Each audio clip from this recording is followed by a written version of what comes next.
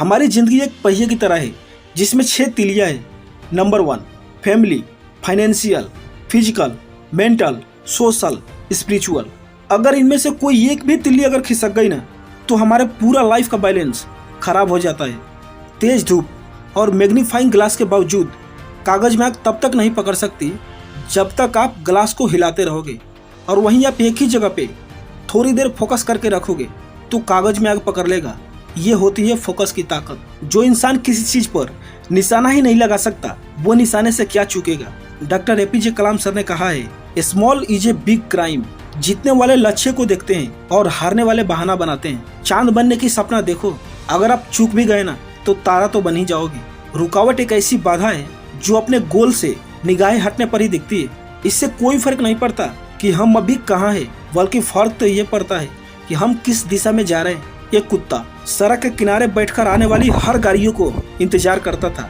जैसे ही कोई गाड़ी आती वो भौंकते हुए उसके पीछे दौड़ पड़ता था। एक दिन कुत्ते की ओनर से किसी ने पूछा, क्या तुम्हें ऐसा लगता है कि तुम्हारा कुत्ता किसी गाड़ी को पकड़ पाएगा? फिर ओनर ने जो जवाब दिया ना उससे ध्यान से सुनना।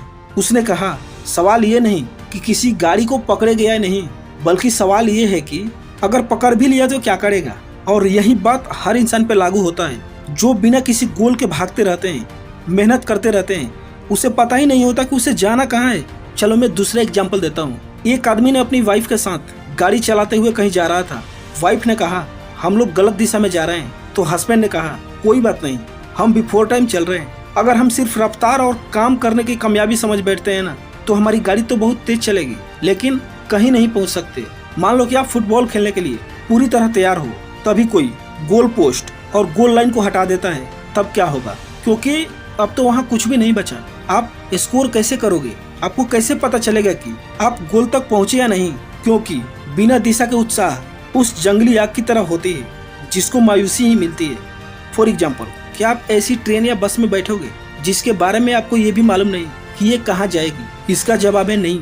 फिर आप बिना किसी गोल के चलने के लिए तैयार क्यों हो जाते हो? कुछ करने की कोशिश करके फेल होने वाले लोग उन लोगों से लाख गुना अच्छा है जो कुछ किए बिना सफल हो जाते हैं। सन 1923 में दुनिया के सबसे अमीर व्यक्ति में से 8 मिले। अनुमान ये लगाया गया कि उनकी कुल संपत्ति को अगर मिला दिया जाए तो उस समय पूरे अमेरिका में उतना पैसा नहीं था, और इन लोगों से ज्यादा कौन जान सकता था कि पैसा कैसे कमाई जाती है। और ठीक 25 साल बाद इन लोगों का हालत क्या हुआ मैं आपको बताता हूँ। सबसे बड़ी स्टील कंपनी का मालिक चार्ल्स शाव उधार लिए कर्ज की वजह से 5 साल तक तो खूब ऐश किए, फिर दिवालिया हो गए। बैंक ऑफ इंटरनेशनल सेटलमेंट के प्रेसिडेंट लियोन फ्रेजा ने आत्महत्या कर ली, और ऐसे ही 8 पूरी तरह बर्बाद हो गए। ये लोग पैसा तो खूब कमाए लेकिन ये भूल गए कि लाइफ को कैसे बनाया जाता है। इनकी बर्बादी का कारण पैसा नहीं था। पैसे भूखे को खाना, गरीबों की दवाई, जरूरतमंद को कपड़ा तो दिला सकता है, लेकिन पैसे को कैसे मैनेज करना है ये पैसा नहीं सिखा सकता। ये आपको सीखना पड़ेगा। लेकिन उन लोगों ने पैसा कमाने के चक्कर में बाकी 5 तीलियों को नजरअंदाज कर दिया और वही इनके कोलैप्स का कारण बना।